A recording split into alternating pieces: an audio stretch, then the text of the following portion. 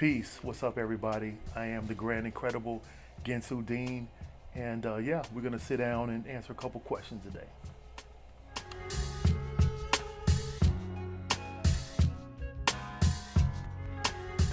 Yeah, the reason why there was such a time difference between my last release and the current release is I had to live life.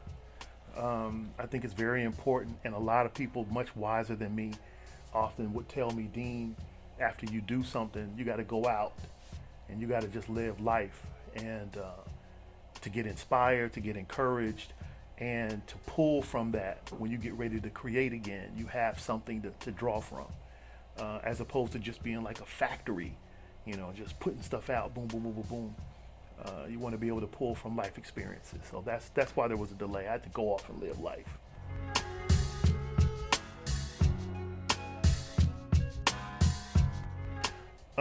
Very good question. How I've determined who I want to work with. The number one thing is I'm still a fan. I'm still a fan. I'm still a consumer of the genre. And so as I follow different people's careers and people put me up on new stuff that's coming out, things get my attention, and so I'll start to do the research and study and follow these new artists, or sometimes they're old artists, follow their work, and then if it's organic and it makes sense, then I push the first domino to try to make something happen. So that process of choosing an artist and who to work with pretty much starts with discovery.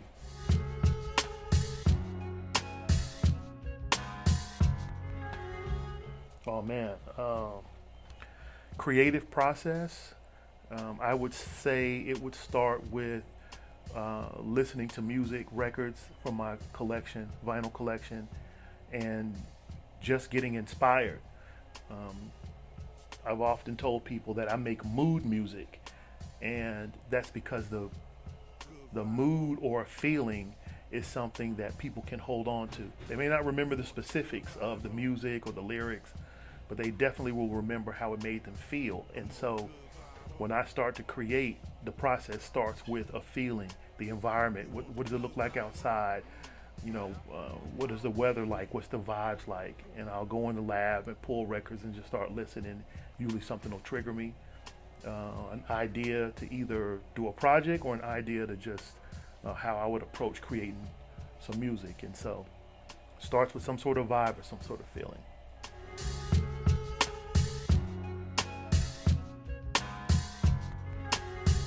Very good question. In this digital age, do album covers still matter? I would say yes.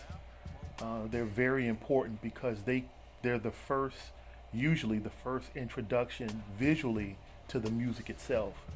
And so a lot of times you can tell people things visually in a still shot of artwork, where you're going or where you're wanting to take them musically.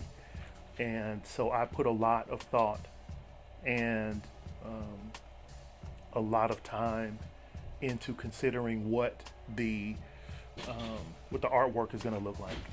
Very, very important. In terms of ego, the artwork for ego, I typically like people to look at the artwork and listen to the music and let them tell me what does it mean. It's multi-layered in its meaning, I can tell you that. Pretty much all of my album covers are trilateral in their meaning, and so, yeah.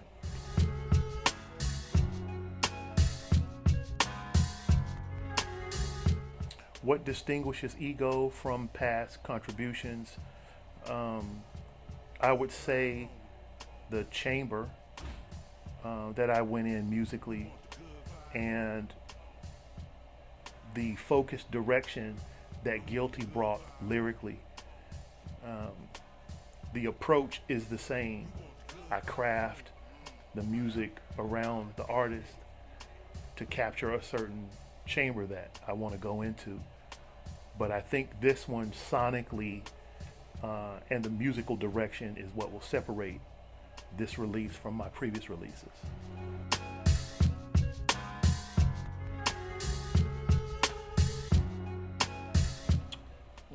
Do I think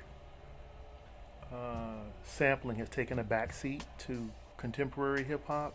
No, I don't think sampling has ever taken a backseat to anything. It has always been around. It always will be because that's hip hop. Is pulling and drawing from other sources to create one specific thing. Um, and even in mainstream music, sampling is still shows up. You know, there are a lot of big records that will incorporate some kind of sampling, whether they're pop, country, um, rock records I've heard with break beats and stuff like that. So I think the sampling element will always be a part of it because that's hip hop, in my humble opinion.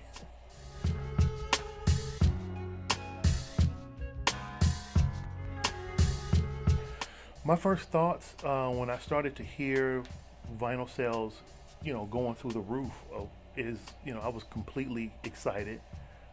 It's very inspiring because I'm a vinyl guy. To quote my brother Pete Rock, I'm a vintage vinyl person.